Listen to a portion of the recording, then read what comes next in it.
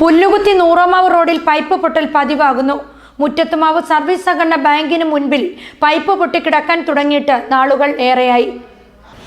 ആനിക്കാട് പഞ്ചായത്തിലെ പ്രധാന റോഡുകളിൽ ഒന്നായ പുല്ലുകുത്തി നൂറോമാവ് റോഡിൽ മുറ്റത്തുമാവിന് സമീപമാണ് പൈപ്പ് പൊട്ടി വെള്ളം പാഴായി പോകുന്നത്.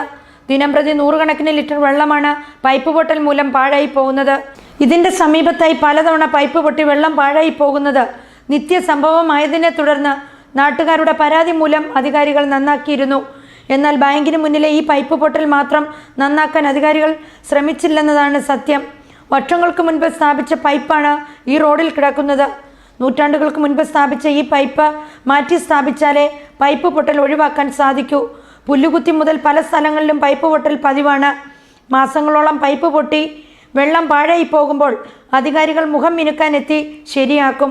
ഇവർ പോയി കഴിഞ്ഞ ദിവസങ്ങൾക്കുള്ളിൽ വീണ്ടും അവിടെ തന്നെ പൈപ്പ് പൊട്ടുകയും ചെയ്യും.